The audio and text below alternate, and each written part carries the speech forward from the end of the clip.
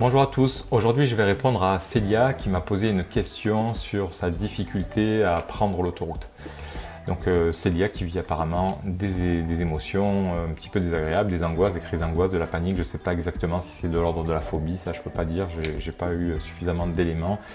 Mais voilà la question. Donc tout d'abord, merci pour votre courage à toutes les personnes qui ont osé me poser leurs questions. Moi je pense que c'est vraiment courageux et je pense aussi que c'est une des seules façons d'avancer dans la vie quand on a un problème, de s'exposer, d'oser en parler et puis de s'orienter vers des praticiens ou des personnes qui pourraient être compétentes en la matière pour vous aider. Voilà, je crois que quand on a une difficulté de rester sans 7 ans avec, je vois pas l'intérêt. Aujourd'hui, il y a quand même vraiment beaucoup de méthodes, donc ne vous privez pas de vous rapprocher de praticiens compétents en la matière.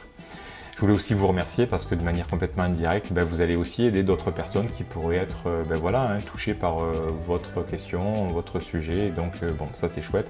Et puis moi, ça me permet de mieux vous découvrir et j'aime beaucoup cette dynamique. Donc je pense que je continuerai à répondre régulièrement à vos questions si vous en avez. Donc n'hésitez pas, même sous cette vidéo, à me poser vos questions.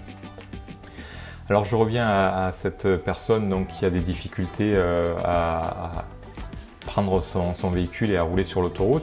Alors déjà pour répondre à cette question, à cette difficulté, il va falloir que je suis obligé de généraliser et d'aborder les choses sous des axes assez principaux. Je vais pouvoir, comme dans un cabinet, avec des questions-réponses, un feedback, orienter mes propos, voir mes stratégies pour un petit peu nettoyer ce qu'il pourrait y avoir à nettoyer ou pour trouver des ressources ou autres.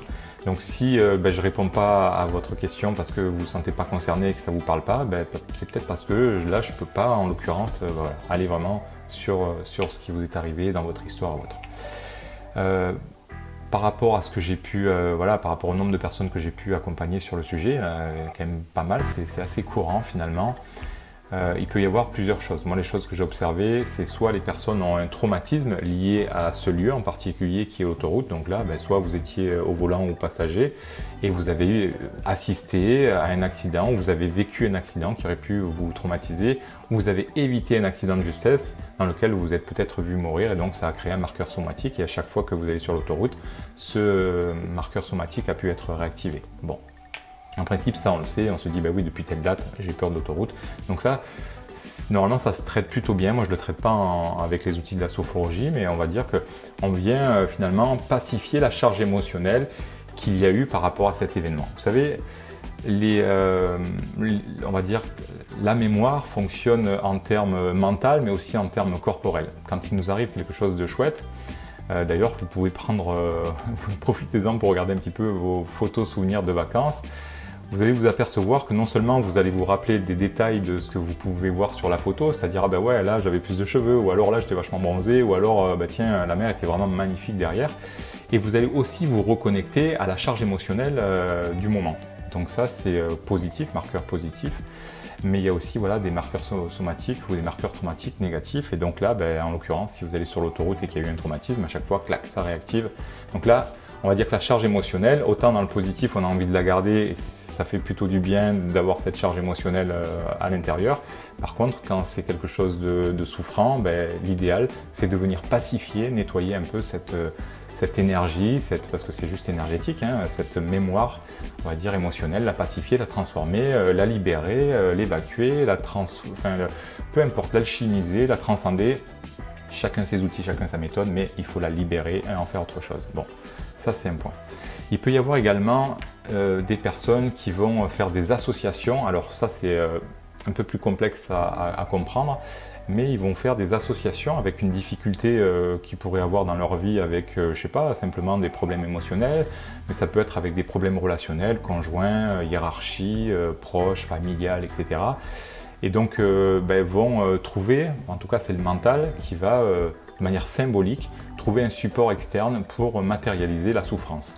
Donc ça c'est un peu le problème qu'on peut parfois retrouver dans des personnes qui sont phobiques et qui ont par exemple la phobie des araignées, la phobie des poules, des lapins, des chevaux. Il y a des personnes qui n'ont jamais eu de problème avec les poules et pourtant ils en ont la phobie.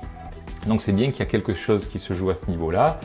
Et donc bon, là il faut remonter un petit peu sur l'histoire, pacifier un petit peu la dimension dans laquelle il se joue, parce que souvent voilà, ça a trouvé un peu un support externe, de manière symbolique, un peu comme quand on rêve. Bon, des fois on a des difficultés dans la journée, et puis la nuit on rêve de trucs complètement délirants, barrés, on se dit c'est pas possible, c'est quoi ce truc? Bon, l'irrationnel a ces symboles qu'on a du mal à comprendre si on n'est pas formé à ça, et donc ça c'est tout à fait normal, donc voilà, ça je mets ça de côté pour l'instant.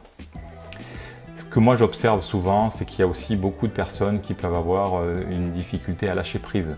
Vous savez, si finalement on roule très bien sur un national et très bien sur une départementale, et que sur une autoroute on a un peu plus de mal, la seule différence, moi ce que je vois, c'est que y a une entrée, une fois qu'on est rentré on ne peut plus faire demi-tour, ensuite il y a des rails de sécurité qui nous guident comme ça, et souvent il y a cette sensation de long voyage, parce que la prochaine sortie on ne la voit pas, et donc on sait que pendant un certain temps on est un peu comme dans un couloir dans lequel il n'y a pas d'issue de secours. Et donc là il faut prendre son mal en patience, entre guillemets, si c'est anxiogène, pour bifurquer à la prochaine sortie. Donc là vraiment moi j'irai sur cette dynamique là, difficulté à lâcher prise, et finalement une dynamique de contrôle chez la personne. Alors essayez d'observer si ça résonne, si ça commence à résonner en vous, de voir tiens comment finalement j'essaie de contrôler les choses qui m'entourent, peut-être dans mes relations, peut-être dans mes interactions professionnelles, enfin peu importe. Essayez de voir un petit peu, ou d'en parler, peut-être même de demander à votre entourage. Parfois, on sait bien, hein, il y a le dicton, la petite phrase qui dit qu'on voit bien la paille que l'autre a dans son œil, mais on ne voit pas la poutre qu'on a dans le sien. Donc ça peut être aussi une piste de ne pas hésiter à demander à vos proches, dire est-ce que tu as l'impression que je suis dans le contrôle? Il y a des choses très simples, hein, mais en principe, on va vite s'agacer, s'énerver quand les événements ne se passent pas comme nous on le souhaite. Voilà. La vie suit son flux, elle a sa chronologie dans ce qu'elle nous propose de vivre, et quand ça ne correspond pas, moi le premier, je sais très bien que des fois j'ai du mal à lâcher prise sur des choses qui me tiennent vraiment à cœur. Autant dans certains domaines j'y arrive très facilement, autant dans d'autres, quand ça me tient vraiment à cœur, je dois continuer à faire un travail de lâcher prise quotidien. Et ça, pour moi, c'est comme l'estime, c'est pas quelque chose qu'on comprend une fois et ça y est, je sais lâcher prise. Non, c'est pas ça du tout. C'est juste quotidiennement, on va continuer à évoluer sur cette dynamique ou capacité à lâcher prise et accepter les événements comme ils le sont, même si c'est pas une préférence. À un moment donné, il y a aussi et souvent des avantages, on ne peut pas forcément les voir au début, mais il y a aussi des avantages, des points positifs à ce qu'on vive certaines difficultés. Voilà. Alors un exemple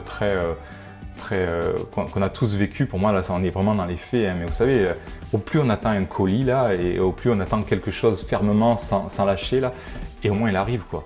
Je veux dire, on a beau regarder les heures toutes les minutes, et puis comme par hasard, le facteur, lui, il aura toujours une bonne raison de dire oui, mais là, j'ai pas pu. Il va forcément avoir une bonne raison de justifier le fait qu'il n'ait pas pu venir ce jour-là, etc. Mais au plus on attend quelque chose, au moins là.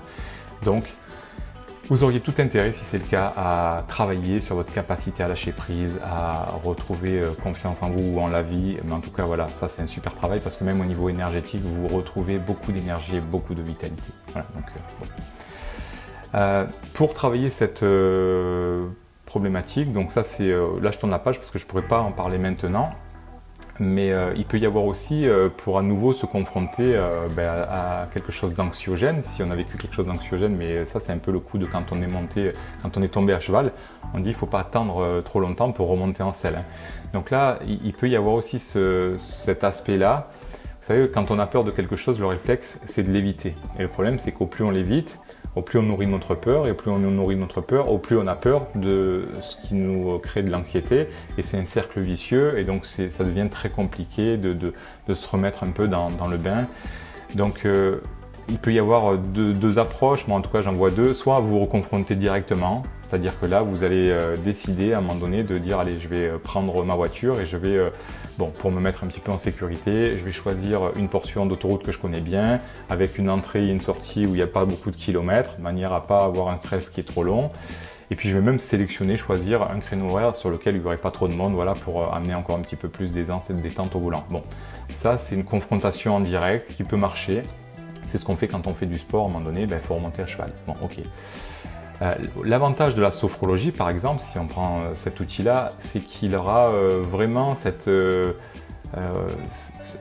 petit plus, ou ce grand plus même, de vous permettre de faire ce même travail de confrontation, mais en étant déjà dans un lieu sécure, c'est-à-dire que là, vous êtes en cabinet, assis sur une chaise ou allongé sur une table, et que quand vous êtes sécure, c'est-à-dire que quand votre corps est suffisamment détendu, toute votre énergie et votre attention vont pouvoir être mobilisées, soit pour évacuer une émotion que vous aurez finalement pas évacuée, quelque chose de désagréable. Donc vous avez toute votre énergie sur laquelle vous allez pouvoir un petit peu venir et pacifier ça. Donc ça, c'est vraiment très intéressant parce que quand on est au volant, finalement, on est quand même concentré sur ce qui se passe devant, tableau de bord, derrière, et puis voilà, on ne peut pas non plus complètement se faire ce travail d'introspection.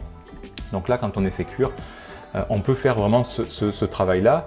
Et puis ça peut aussi être très intéressant, pareil, hein, on peut vraiment mobiliser toute l'énergie aussi pour se reconnecter à des ressources. C'est-à-dire que là, on peut un peu comme dépoussiérer des ressources qu'on avait déjà et puis qui ont été déconnectées pour X raisons. Et donc on va dire voilà, beaucoup d'énergie disponible pour faire un travail thérapeutique. Donc ça, c'est vraiment l'avantage de toutes ces techniques psychocorporelles. Voilà. J'espère que j'ai répondu à votre question. N'hésitez pas, encore une fois, je ne vais pas pouvoir aller plus loin. Déjà, la vidéo commence à être longue, 11 minutes, donc je vais m'arrêter là. Il y a aussi les fleurs de Bach, dont je vous parlerai plus tard, qui peuvent vraiment aussi vous aider à régler certaines problématiques sans réfléchir. Ça, c'est vraiment top. Donc j'y reviendrai dans une petite et courte vidéo très prochainement. Mais en tout cas, voilà, encore une fois, merci. N'hésitez pas à laisser un commentaire, à liker, à partager si ça vous a plu et si vous avez des personnes que ça pourrait intéresser. Et puis moi, je vous dis à très bientôt pour de prochains contenus, pour de prochaines vidéos. Et puis je vous dis à très bientôt. Bye bye!